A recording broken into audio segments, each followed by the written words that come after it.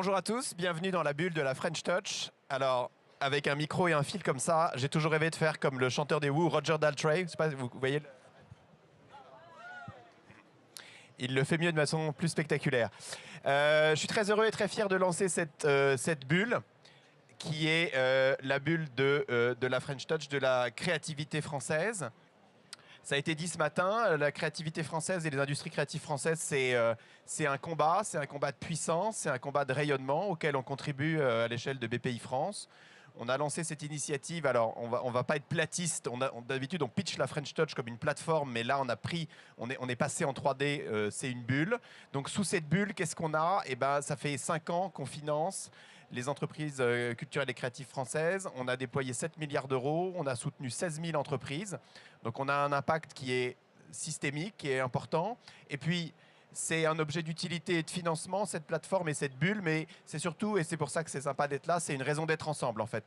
La raison d'être de la French Touch, c'est ce récit commun, ce tissu connectif qui fait que les entrepreneurs et les créatifs, de l'immersif, du cinéma, de la mode, du jeu vidéo, du design, trouvent des conversations communes, déjà se rencontrent physiquement, personnellement, trouvent des occasions de collaborer, de créer de la valeur ensemble.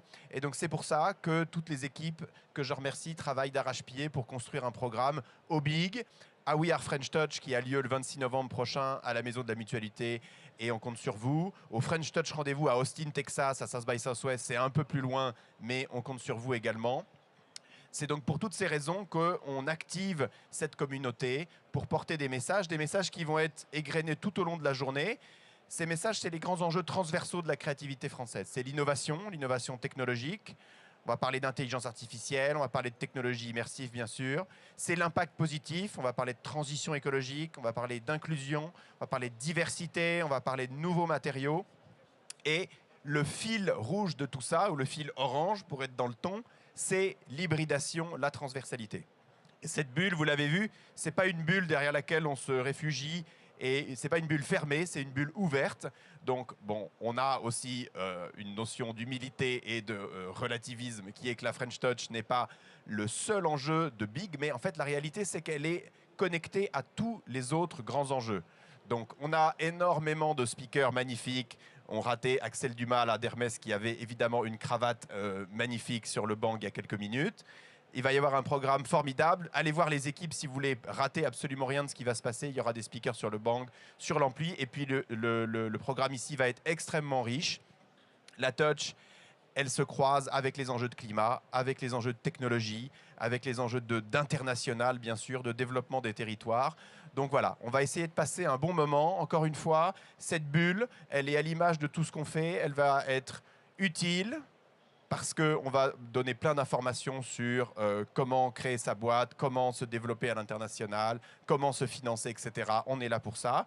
Elle va être inspirante, on l'espère. C'est pour ça qu'on a fait venir énormément d'entrepreneurs et d'entrepreneuses géniaux des industries créatives françaises. Et puis, ça va être un moment collectif parce que c'est la base du tout. Donc, merci d'être là. Je vous souhaite une très belle bulle French Touch et je donne la parole à Yona qui va introduire le premier panel. Merci beaucoup. Bonne journée, bon big. Merci Nicolas, bonjour à tous. N'hésitez pas à venir, je vois que vous êtes nombreux dehors, vous êtes les bienvenus. On a le plaisir de commencer par un atelier sur les enjeux d'éco-responsabilité dans les métiers d'art chez les architectes et designers français.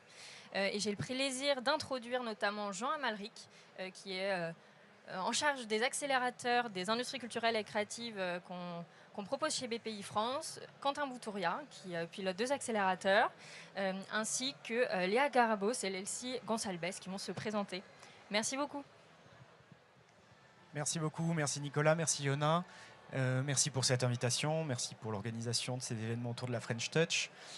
Donc je m'appelle Jean Amalric, je travaille à la direction de l'accompagnement de BPI France. Alors, BPI France, vous nous connaissez sans doute pour des métiers de financement, d'investissement, de garantie, peut-être un peu moins pour les métiers d'accompagnement, qui sont, c'est un métier qui a émergé en 2016 et qui marche de manière assez basique sur 2 jambes, de la formation, avec des partenariats avec des écoles, et du conseil. Et le joyau de la couronne, à la direction de l'accompagnement, ce sont les programmes accélérateurs. Et bien, comme la French Touch, Nicolas l'a dit, infuse tous nos métiers. Elle infuse aussi le métier de l'accompagnement et les accélérateurs Aujourd'hui, les accélérateurs French Touch, c'est plus de 20 programmes lancés sur différentes verticales, Modelux, cinéma, jeux vidéo, cosmétiques, architecture et design, savoir-faire d'exception.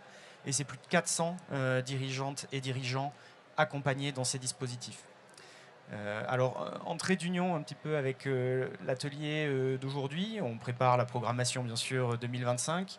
Et dans les cartons, on a l'idée avec nos partenaires. Alors, je tiens aussi, je vais faire une petite parenthèse et remercier aussi nos partenaires sans qui ces accélérateurs ne verraient pas le jour, notamment le ministère de la Culture, la Direction Générale des Entreprises, France 2030, le CNC et tous les partenaires techniques qui nous aident, CTC Mode, CTC Défi Mode, France Éclat, bien sûr aussi la FEBA, Cosmétique Valley, tous ces partenaires qui nous aident à monter ces dispositifs pour être au plus proche de vos enjeux. Donc Visée, on a bien sûr une programmation qui se lance. On a un programme Modelux notamment qui se lance dès le mois prochain, une 5e édition de notre dispositif. Et puis dans les cartons, on a l'idée de faire un programme, une approche un peu plus thématique pour accompagner les dirigeants des industries culturelles et créatives dans des projets de transition de RSE. Donc si vous voulez rester au fait des dernières actualités, n'hésitez pas à suivre la French Touch sur les réseaux et vous aurez bien sûr toutes ces informations. Je vais te passer la parole, Quentin, pour cette table ronde et merci encore à nos invités d'avoir accepté de participer aujourd'hui. On a un petit souci d'affichage peut-être. C'est pas grave, ce sont les aléas du direct et nous allons improviser, nous adapter comme il faut s'adapter au climat désormais. Bienvenue à toutes et tous en physique et à nos amis aussi qui nous rejoignent sur LinkedIn. Vous êtes peut-être des milliers, des millions, peut-être un peu moins, j'en n'en sais rien. Merci beaucoup du coup à nos deux accélérés qui ont accepté de témoigner sur cette table ronde qui, je le rappelle, s'intitule Les enjeux d'éco-responsabilité des artisans d'art, architectes et designers français. Je ne sais pas s'il y en a dans l'assemblée. En tout cas, même si vous n'en êtes pas, vous êtes les bienvenus. Je vais du coup vous laisser vous présenter. Je vais laisser la parole à Léa, du coup, si tu veux bien te présenter. Bonjour à tous, merci Quentin de nous avoir invités. Nous, on a suivi le parcours savoir-faire d'excellence, programmes accélérés.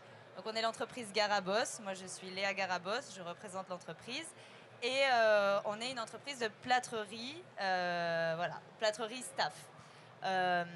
On est une entreprise familiale, on est la 3e génération. Donc c'est aujourd'hui mon mari qui dirige la boîte. Il la tient de son grand-père. Son père l'avait reprise derrière. Et aujourd'hui, on est 60 salariés donc au sein de l'entreprise. On est à Bordeaux. Et donc nous, on touche au plâtre sous toutes ses formes. C'est-à-dire qu'on fait du placo, comme tout le monde connaît. Donc on pose des rails, des vis et de l'isolation. Et donc la partie vraiment bâtiment. Et on fait aussi donc de la plâtrerie traditionnelle. Donc c'est une méthode qui consiste en fait, c'est l'ancêtre de la plâtrerie, c'est l'ancêtre du placo. Donc à plâtrer sur place. Donc on va venir créer. Du coup, on n'a pas les slides, mais on pourra voir dans quelques instants à quoi ça ressemble. C'est magnifique, je vous l'assure. Donc c'est plus parlant forcément avec des images, mais donc on vient plâtrer directement sur place. Donc que ça soit du mur, on fait aussi de l'escalier, des plafonds. Donc en plâtrerie traditionnelle. Donc on a le savoir-faire en interne. Donc on a nos plâtriers qui font ça. Et on a toute une partie staff. Donc ça, c'est la partie ornementation du bâtiment. Donc c'est en partie pour ça qu'on a participé au métier savoir-faire d'excellence. En fait, si vous voulez, le staff, c'est un mélange de plâtre, d'eau et de sisal, donc qui est une fibre naturelle. Et donc, avec ça, on vient créer, mouler et reproduire de l'ornement. Et vous avez développé depuis peu une gamme d'objets de décoration. Exactement. Donc en fait, avec ce savoir-faire qu'on a en interne, on a en fait nos plâtriers, staffeurs, ils ont un savoir-faire qui est absolument dingue, avec lequel on peut faire à peu près tout. Aujourd'hui, les staffeurs, ils étaient cantonnés à faire de la corniche, de la rosace, comme dans tous les appartements haussmanniens qu'on peut voir à Paris.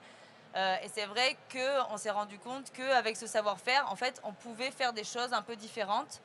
Et notamment, on a eu des projets avec des architectes et décorateurs qui ont un peu compris toutes les ressources de la matière. Et donc, on a été amené à faire des projets en faisant du luminaire, des cheminées aussi, en plâtre. Et donc, suite à ça, c'est vrai qu'on s'est dit pourquoi pas nous créer notre collection d'objets et luminaires pour déjà vendre la collection et aussi pour montrer aux architectes et déco tout ce qu'on pouvait faire avec la matière. Merci. Et tout ça s'inscrit dans une démarche d'éco-responsabilité. On reviendra Oui, après. on reviendra dessus. Donc Garabos est en train de planter ses propres plantations de sisal, mais voilà, c'est pour vous dire qu'il y a un lien avec l'éco-responsabilité. Leslie, tu es donc dans la promotion 1 de l'accélérateur architecture et design et je te laisse te présenter. Bonjour à toutes et à tous. Je suis vraiment ravie d'être avec vous aujourd'hui. Donc Leslie Gonçalves, architecte. Je suis cofondatrice du groupe Seuil, qui est composé de 3 sociétés à mission. Seuil Architecture, qui est une société qui va faire 20 ans l'année prochaine. Une ingénierie qui fait un bureau d'études qui fait de la maîtrise d'usage et de l'économie circulaire. Et une société de promotion immobilière éco-responsable, Lab Réalisation. Donc, ce qui fait qu'on exerce depuis plusieurs années dans l'éco-responsabilité. C'est tout un cheminement et c'est ce témoignage que je voulais vous apporter aujourd'hui. On a une raison d'être qui est inscrite dans nos statuts et qui est, la première, c'était de limiter nos impacts. On a été énormément bouleversés finalement de toutes ces problématiques climat. Du 90% des insectes volants qui ont disparu ces 25 dernières années, de manque de matière, de ressources et d'énergie qui ont tendance à se réduire. Et on a voulu accompagner une démarche éco-responsable pour faire en sorte de construire de manière alternative. On travaille donc avec des matériaux biosourcés, géosourcés, du réemploi. Et on a vu et on a pu déterminer que travailler de manière éco-responsable avec les usagers modifie très fortement nos savoir-faire. Donc pour notre actu, effectivement, on fait partie du groupe des accélérateurs des savoir-faire dans le cadre de France 2030 par BPI et Seuil Architecture est première agence bas carbone à Toulouse et Montpellier. Est-ce que tu peux nous parler, du coup, comme vous êtes très engagé sur tous les sujets éco-conception, un peu des innovations et des tendances en la matière dans le cadre de la conception de bâtiments, et notamment vos réalisations? Je suis ravie que les slides soient revenus, parce que pour parler d'architecture sans images, c'est dommage. Donc je vous ai prévu 4 projets primés. Le premier, c'est celui qui a complètement modifié nos façons de faire, puisqu'on a démarré en 2005. Et ce projet a été réalisé à partir de 2013. Il a été un moment bouleversant dans notre façon de penser, à savoir faire de l'habitat participatif et co-concevoir avec les usagers. Les 4 projets que je vais vous présenter sont avec à chaque fois des matériaux du bois, bien souvent, des isolants biosourcés, des énergies renouvelables et durables et une démarche participative. Sur le deuxième projet, qui a eu multitude de prix, 8 prix dont des prix locaux, nationaux et 2 prix internationaux, c'est pour ça que je vous le présente, parce que je pense qu'il est assez représentatif de ce que l'on peut faire différemment, à savoir construire une usine à énergie positive en bois et en paille, avec 4000 bottes de paille, bio, locale. On compte souvent avec les utilisateurs, avec dans une démarche aujourd'hui qui est reproductible, puisqu'on est déjà sur notre 3e usine, pas la même, mais en tout cas qui va dans la même philosophie, à savoir réduire l'énergie, les besoins énergétiques, renforcer avec les usagers les process et développer finalement les savoir-faire d'excellence à l'intérieur de l'usine. Réaliser aussi des projets éco-responsables à des matériaux biosourcés, géosourcés, et puis aussi démontrer d'un cadre de vie de qualité, parce que c'est ça qui est véritablement essentiel et qui va faire que ça va aussi attirer les talents. Un 3e projet qui est un projet que l'on a fait avec Dietrich Untertrifaller, architecte, mandataire de l'opération. C'est une opération d'envergure qui fait partie des rares projets qui ont émergé d'une opération qui était à Divois, qui était lancée au national. Et c'est une opération 76% en bois, en grande hauteur, en R+10, avec véritablement toutes les contraintes qui ont eu lieu vis-à-vis des normes entre 2017 et le moment où on a réceptionné ce projet. Donc, c'est un projet qui embarque aussi, comme le projet précédent, des questions de mobilité. Donc, c'est un bâtiment vélo, c'est-à-dire qu'on va monter son vélo par des ascenseurs plus grands et adaptés dans les coursives. C'est un projet aussi qui est 100% construit sur la parcelle et donc on a fait un jardin suspendu pour pouvoir répondre à cette problématique de biodiversité qui est aussi notre troisième grand élément clé. C'est-à-dire que dans notre raison d'être, nous voulons limiter nos impacts, embarquer un maximum de gens, mais aussi avoir une démarche positive. Et cette démarche positive, c'est de travailler de plus en plus avec des écologues, des paysagistes sur la biodiversité et le vivant, parce qu'on n'est pas au-dessus du vivant, on fait partie de ce vivant. Et le dernier projet, si j'ai encore une minute, c'est un éco-campus. Je l'ai amené, alors, qui est aussi primé, mais c'est un projet qui est en milieu rural. Donc pour montrer aussi que cette diversité de projets peut avoir lieu partout.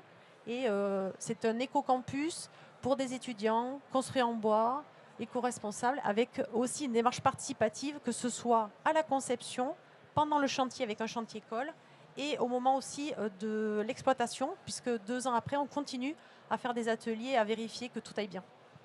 Merci beaucoup Leslie et bravo pour toutes ces merveilleuses réalisations. Donc on comprend bien que vous, Groupe Seuil, vous avez vraiment mis les enjeux de circularité et de bas carbone au cœur de votre stratégie et de votre proposition de valeur. Et donc il y a sûrement énormément de défis, de difficultés, mais concrètement, quelle est la valeur pour vous économique et extra-financière peut-être aussi pour vous et pour vos clients voilà. Qu'est-ce que ça vous apporte à vous et à vos clients? Ok. Donc on est dans une démarche aussi à chaque fois de répondre à des programmations dans les temps et financièrement.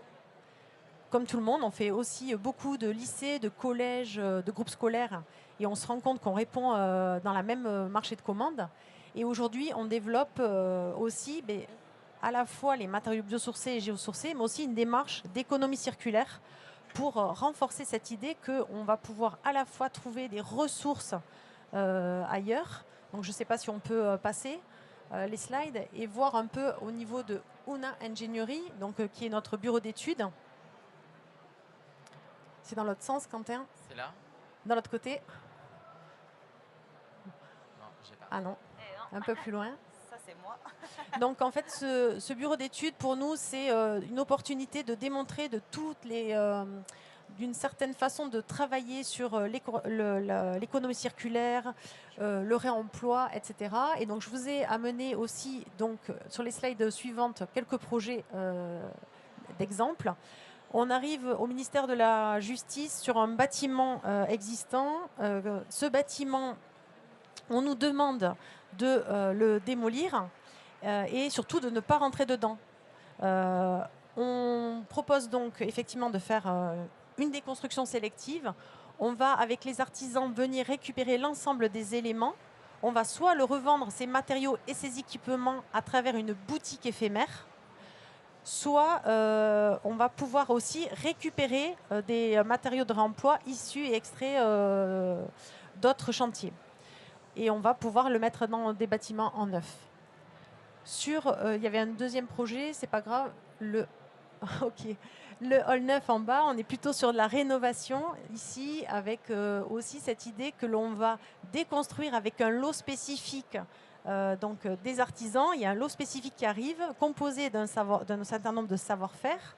Ces artisans vont déconstruire un certain nombre d'équipements et de matériaux, les mettre de côté et les donner aux entreprises qui vont ensuite les repositionner dans le bâtiment futur que l'on voit en bas.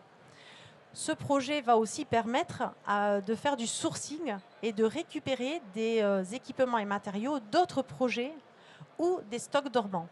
Je vais vous donner un exemple sur les projets d'après. Sur le projet d'après, si tu arrives, voilà, parfait. L'éco-campus dont on a parlé tout à l'heure, 50% des façades qui composent cet éco-campus sont issues de tuiles plates qui ont été stockées, qui étaient déclassées. Et le mobilier, en fait, c'était tout simplement le menuisier intérieur qui avait des stocks à ne plus en finir dans différents bâtiments qu'on a visités. Et on a demandé à avoir cette matière, qu'ils ont assemblée et récupérée pour faire le mobilier. Et puis on l'a fait dernièrement sur un collège également, où on a pu avancer jusqu'à la phase du permis de construire. On a eu l'opportunité de présenter ce projet devant le conseil départemental, qui est le maître d'ouvrage. Il y avait une quarantaine de personnes et on a fait un atelier de sensibilisation. Et avec cet atelier de sensibilisation, on a proposé finalement d'aller vers le réemploi. Aujourd'hui, 9 lots sur 15, donc 9 artisans ont joué le jeu du réemploi. On a 1,7% des travaux et ça représente par exemple le CDI du parquet, le parquet du CDI qui a été réemployé, 18 tonnes de matière de mobilier réemployé, 70% de carrelage et de faïence. Merci beaucoup. Donc vous êtes vraiment les très bons élèves de l'éco-conception dans le bâtiment. Garabos, vous êtes des très bons élèves aussi, mais vous êtes un petit peu plus pionniers sur le sujet de l'éco-conception. Et donc Oui. du coup, si tu peux Oui. nous en dire un peu plus sur votre approche de la graine au meuble. Ok. Du Comme coup, on aime alors nous, c'est vrai qu'on travaille déjà un matériau qui est naturel. Le plâtre, c'est du gypse qui est chauffé, sur lequel on a enlevé toute l'eau et qu'on a broyé. Donc on utilise déjà un matériau qui est naturel. Aujourd'hui, donc nous, on a la partie staff de notre entreprise. Donc toutes les moulures. Je ne sais pas si tu peux juste. Ouais, ok. Donc c'est toute la partie moulure. Donc et en fait, donc avec cette partie-là, on a lancé une collection de meubles. Et en fait, en lançant cette collection, on a voulu faire les choses bien. Et donc, gérer vraiment tous les matériaux qu'on utilisait. Donc, pour le plâtre, le plâtre, les carrières sont à Paris, donc on savait déjà voilà, d'où ça venait. L'eau, alors on travaille, nous, sur... en fait, on est amené à déménager. Donc, on travaillera sur des forages ou récupération d'eau de pluie. C'est prévu dans notre futur atelier. Parce que, vu qu'on est en périphérie de Bordeaux, les projets Euratlantique, ils sont en train de pousser les entreprises. Donc on va être amené à déménager très bientôt. Donc, c'est un projet qui est en cours aussi. Et donc, le projet qu'on pouvait mettre là de suite à exécution, c'était la filasse. Donc, qu'on utilise dans notre plâtre. Donc, ça sert à armer le plâtre pour le rendre plus résistant. Et donc, c'est du sisal. Donc, cette plante, à la base, elle vient d'Amérique latine. Elle est produite au Brésil, mais aussi au Kenya et à Madagascar. Et donc, nous, on s'est dit, pourquoi pas faire ça à côté de chez nous, à Bordeaux. Maintenant, on a plein de terrains qui sont vides parce que les gens arrachent les vignes. Donc, on s'est dit, pourquoi pas planter du sisal. Et au final, on s'est rendu compte que le faire nous-mêmes, c'était pas si compliqué. Donc aujourd'hui, on est encore en phase test. Donc on l'a planté au printemps dernier. On va voir si ça passe l'hiver, mais visiblement tout le monde a l'air plutôt confiant. Donc c'est aussi pour ça qu'on s'est lancé. Et donc on va pouvoir produire notre propre filasse. Voilà. Et c'est un très bel exemple qui montre qu'en fait, l'éco-conception, il y a un peu un effet boule de neige aussi derrière qui permet aussi une réduction des émissions, une approche bas carbone, puisque c'est quelque chose que vous importez d'Afrique. Exactement. Nous, notre consommation, c'est 4 tonnes par an. Donc c'est quand même, c'est quand même un bon poids. Et donc, en fait, en plantant un demi-hectare, on pourrait subvenir à nos besoins. Avec le sisal, on peut faire plein d'autres choses aussi. Le but, c'est aussi de pouvoir le distribuer aux staffeurs en France pour éviter qu'ils l'importent de loin. Et donc, on va pouvoir... on espère vraiment pouvoir au moins subvenir à nos besoins à nous. Merci. Une dernière question peut-être à vous deux avant la fin. J'imagine que vous rencontrez de nombreux défis et difficultés. Et là, c'est une question un peu ouverte. Quels sont aujourd'hui un peu peut-être les freins à l'éco-conception, les difficultés que vous rencontrez, les défis? L'idée, c'est d'ouvrir un peu les chakras et peut-être de réfléchir ensemble à une solution. Je commence ? Ouais, si tu veux. Alors, ce que je me suis rendu compte, c'est que souvent des architectes viennent me voir en me posant des questions, ou même des maîtres d'ouvrage, et qui finalement savent ce qu'il faut faire et comment le faire. Et en fait, c'est des freins dans la tête. Aujourd'hui, les matériaux biosourcés sont accessibles, sont peu chers.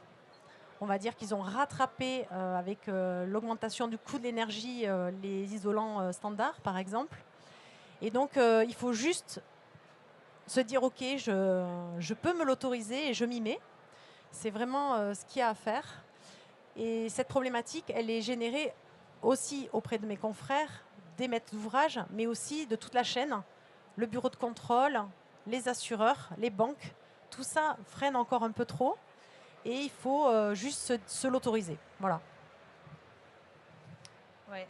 Bah, alors, nous, en tant qu'artisans, c'est vrai qu'on a d'autres problématiques, des fois, qui vont être vraiment. Je parle pour la plâtrerie, notamment. Alors, sur les coûts, on va avoir des clients qui vont être prêts à mettre le prix, mais des fois, ça va être des différences sur la pose. En fait, c'est pas tant le matériau qui va coûter plus cher, mais plus sur la pose, où on va mettre plus de temps. Donc, forcément, les coûts se répercutent. Et aussi, on a des produits qui sont beaucoup plus lourds pour nos gars. Et donc, c'est vrai que c'est... en pause, c'est un peu soit on choisit l'écologie ou la santé de nos gars. Et donc, voilà, il y a encore des petites évolutions à faire au niveau des matériaux en eux-mêmes. Ok, très clair. Merci beaucoup à vous deux. On va passer aux questions-réponses. Y a-t-il des questions Oui, alors venez, the floor is yours. Bonjour, très belle présentation. Alors moi je m'appelle Kassim Fidali, je travaille sur la distillation des huiles essentielles. Alors, rien à voir avec voilà. Mais ce qui est intéressant en fait, c'est qu'il y a de l'éco-conception donc dans mon projet. Et je voulais savoir si vous intervenez en fait dans les Outre-mer. Alors moi je suis de Mayotte. En tant qu'architecte ? En tant qu'architecte et voilà pour monter ce projet-là. En fait pour la distillerie, il y a de l'éco-conception dans le process lui-même en fait de la distillerie. Et je voulais que voilà ce projet-là soit accompagné aussi par que le bâtiment accompagne ce projet-là, toujours dans cette même optique en fait d'éco-conception. Ok, donc vous me faites un appel devant tout le monde. Merci. Donc, j'ai une petite plaquette, je vous montrerai juste après, avec plaisir, pour envisager de travailler ensemble sur votre projet, bien sûr. Merci. Ouais. Vous intervenez du coup en Outre-mer? Aujourd'hui, non. D'accord. Merci. Y a-t-il d'autres questions? Oui. Bonjour. En fait, j'ai encore une question pour vous, je suis désolé. Je vous en prie. C'est pas grave. Vous avez mené à bien un projet donc, sur une usine. J'imagine que forcément, alors où il y avait une volonté très forte et le coût a été mis de côté, ou alors il y a eu une comparaison, l'incidence prix sur la conception d'une unité de production éco-responsable depuis sa création. Est-ce qu'il y a un écart, est-ce que vous avez constaté un écart pharaonique, prohibitif? Merci pour cette question. Donc sur le projet que j'ai présenté, qui est un projet, la première usine que l'on a réalisée, on est à Isoku avec une usine standard, parce qu'il y a eu beaucoup de leviers, beaucoup de travail. Je peux vous en dire 5. Le premier levier, c'est que le maître d'ouvrage a suivi lui-même son chantier, donc il a économisé 2% sur l'assistance à maîtrise d'ouvrage. Je ne sais pas s'il le referait parce que c'est très impliquant, mais en tout cas ça a été un moyen, un levier. Le deuxième, c'est qu'ils avaient en interne une partie de serrurerie et donc ils ont fait eux-mêmes un des lots.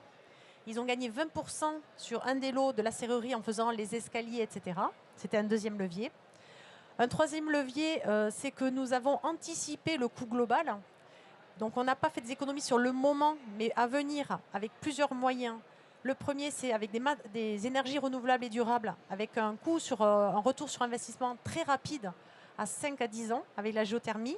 Et on a anticipé aussi les extensions futures en imaginant des fondations plus profondes, plus importantes, qui vont permettre de récupérer les extensions à terme. Un autre point aussi que l'on a travaillé, c'est qu'on a eu des subventions. Donc on a eu 10% de subventions quand même sur l'opération. C'est une opération à 5 millions d'euros. Donc on était à 1 400 € à l'époque et 1 200 avec les subventions. Aujourd'hui, on est plus cher. On serait beaucoup. Enfin, sur les nouvelles opérations que l'on fait, on est un peu plus cher, effectivement. Mais en tout cas, on peut travailler à chaque fois sur certains sujets pour atteindre les objectifs. Et puis, il y a le coût environnemental de demain aussi, qui a été anticipé. Merci. Merci. Y a-t-il une autre question dans l'Assemblée avant de clôturer ce premier atelier? Non? Très bien. Alors, je voulais remercier Juliette pour la coordination, Nicolas pour l'invitation. Ah, c'est pas terminé? Ah, oh là là. Alors, je suis désolé, j'attendais un petit peu parce que la question est aussi pour vous. Abricop, du coup, c'est où le projet? Qui était le commanditaire? Est-ce que vous sentez qu'il y a une appétence des pouvoirs publics pour ce type d'habitat? Bon, merci de la question. Donc, Abricop, c'est un habitat participatif à Toulouse, à la Cartoucherie. Il fait partie d'un ensemble immobilier. C'est le plus grand ensemble immobilier participatif de France. Nous, on n'est que le 4e bâtiment avec 17 familles. Abricop, c'était donc au départ une association, la Jeune Pousse, qui ensuite a monté une coopérative d'habitants où eux sont propriétaires, la coopérative est propriétaire du bâtiment et les habitants sont, on va dire, locataires de leur logement. Ils ont attendu presque une dizaine d'années avant de pouvoir avoir un foncier. Donc ils ont recherché d'abord beaucoup sur la rénovation, ils n'ont pas trouvé. Finalement, la collectivité qui, à l'époque, a fait le choix de leur laisser une place dans une ZAC pour avoir le projet. Et ils ont développé le projet. Ensuite, il y a eu aussi beaucoup de dynamisme avec Abicop, qui est à Lyon, et qui a aussi développé juridiquement et aidé ce type d'initiative. À Toulouse, il y a pas mal de projets qui émergent. Il y en a pas mal aussi à Montpellier. Et puis un peu partout en France. Ça reste encore des projets qui restent à la marge parce que très complexes. Et puis, par contre, une force, c'est-à-dire que quand ils ont connu 2020, en fait, c'était une ville suspendue. Ils n'ont pas du tout été en retrait. À l'étage, sur la terrasse, en fait, il y avait une personne qui faisait du tai chi. Les enfants faisaient des jeux dans la salle commune.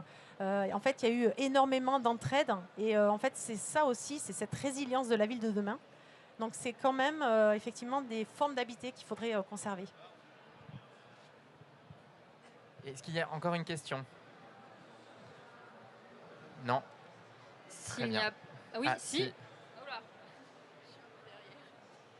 Bonjour, au début vous avez évoqué le fait que vous faisiez partie d'un parcours savoir-faire d'excellence, il me semble. Oui. J'aurais été curieuse de savoir ce que ça vous a apporté, ce parcours. Voilà, quel lien vous avez pu créer. Je précise juste qu'il s'agit du coup de l'accélérateur architecture et design ou savoir-faire d'exception, qui est un programme de formation de 18 mois que je gère. Donc, voilà. Mais vous pouvez témoigner et on peut en parler après. Du coup, 2 petites minutes, puisqu'on enchaîne dans 10 minutes, mais allez-y. 30 secondes. Ok, 30 secondes. Nous, ça nous a permis un accompagnement sur l'entreprise. On a pu faire notre bilan carbone, on a pu analyser en fait des petites choses qui n'allaient pas forcément dans notre entreprise. Donc, on a pu avoir un accompagnement. Et après, vraiment, sur le programme en lui-même, on a suivi plusieurs séminaires. Alors, on est plus ou moins concernés par tous, mais en fait, ça nous a donné plein d'idées.